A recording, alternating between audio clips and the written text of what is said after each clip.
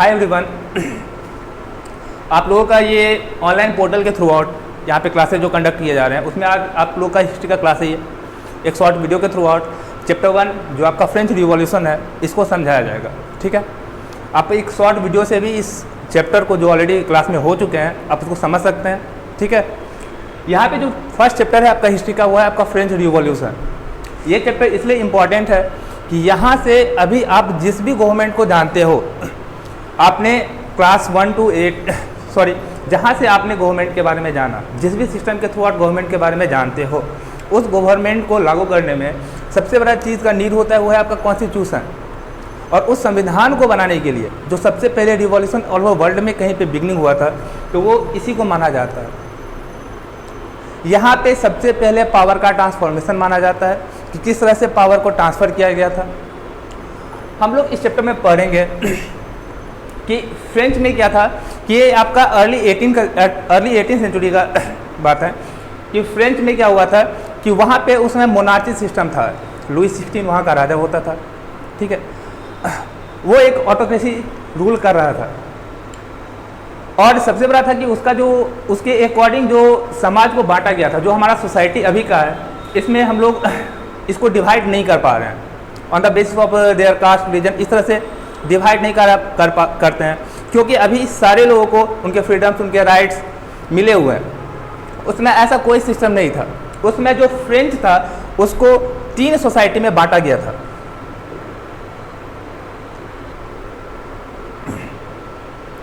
Now begin, हम लोग अब जानेंगे we know about the society of the French revolution in early 18th century.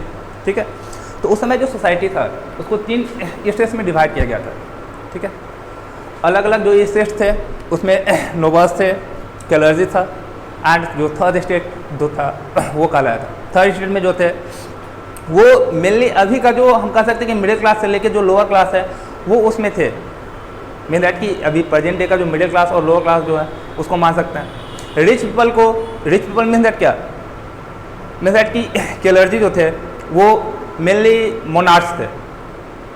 जो क्लर्जी जो था वो सिर्फ मोनार्च ही थे और जो आपका नोबिलिटी था वो आपके थे जो चर्च के मॉन्टेसरी के जो रूल्स को फॉलो करवाते थे। मीन दैट कि प्रिस्ट कह सकते हैं कि प्रिस्ट जो थे वो फर्स्ट स्टेट में थे, सेकेंड स्टेट से बिलोंग करने वाले मोनार्च फैमिली से बिलोंग करते थे एंड थर्ड स्टेट में जो भी वर्कर्स थे, पीजेंट्स थे या आर्टिस्ट थे या मीन दैट कि जो भी बिजनेस में वगैरह थे वो सब के सब थर्ड स्टेट में थे।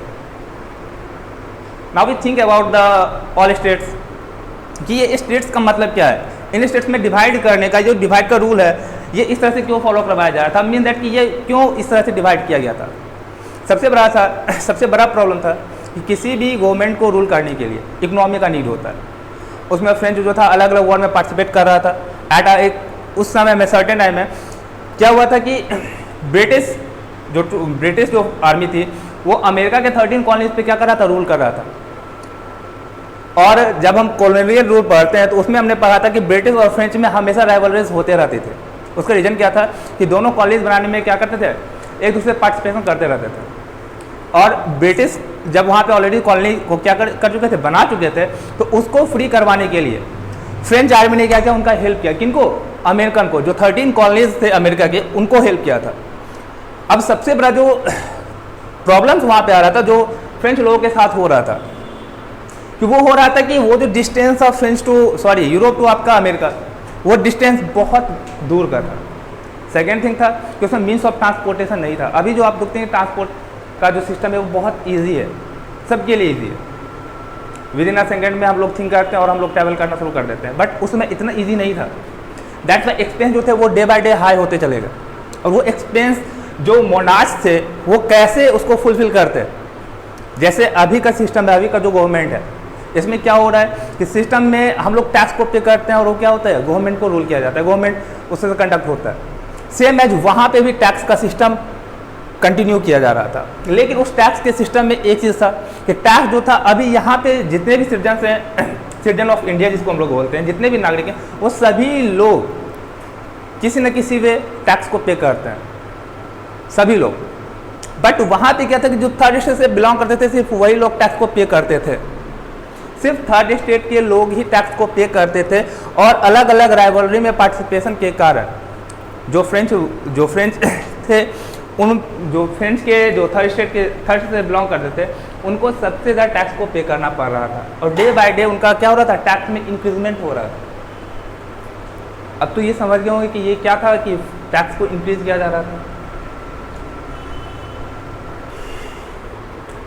आपका जो नेक्स्ट टॉपिक है, this topic is the struggle to survive, how the people of the French society how to struggle to survive in the period of late 18th century.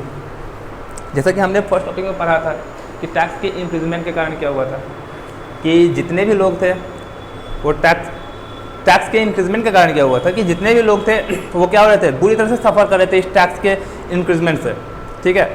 और दूसरा चीज़ क्या हुआ था कि ये कंट्री साइड को भी लेते हुए आगे बढ़ते चला गया। मीन दैट क्या था कि उस समय जो सबसे बड़ा जो आपका इंडस्ट्री सेटअप था वो कुछ नहीं था। जैसे अभी आप देख रहे हैं कि मेनली इंडस्ट्री सभी जगह पे हैं, मेनली जो इनकम का एकमात्र सोर्स था वो था एग्रीकल्चर, और एग्रीकल्चर में क्या था कि इतना ज़्यादा टैक्स को इंक्रीज़ कर दिया गया था कि किसी के पास उस तरह का इकोनॉमी था ही नहीं।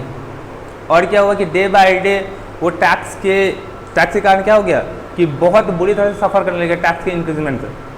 और क्या हुआ था कि मीन दैट कि वो डेली वेजेस पे जो वर्क करने वाले थे उनके भी वेजेस को क्या कर दिया गया, बहुत लो कर दिया गया और टैक्स को बढ़ा दिया गया। इससे क्या हुआ कि उनके पास जो भी इकोनॉमी था वो डे बाय डे नीचे जाता चला गया, और एक इस तरह का सिचुएशन वहाँ पे आ गया कि लोग भूखे मरने लगे।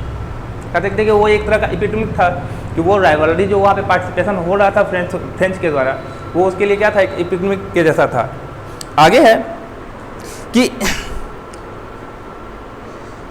नेक्स्ट जो टॉपिक आएगा उसमें आपको पढ़ना है कि किस तरह से ग्रोइंग मिडिल क्लास हुआ था। वहाँ पे जो मिडिल क्लास था वो ग्रो अप किया था।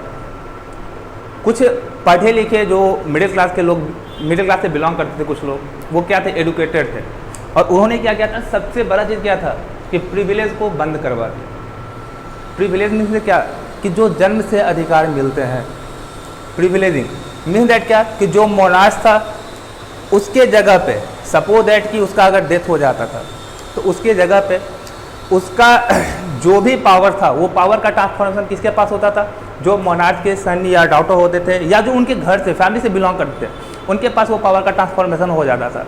बट जिसमें फ्रेंच सोसाइटी में जो मिडिल क्लास क्या हुआ था, ग्रो अप हुआ था, कैसे, with the help of education, with the help of majority of the people.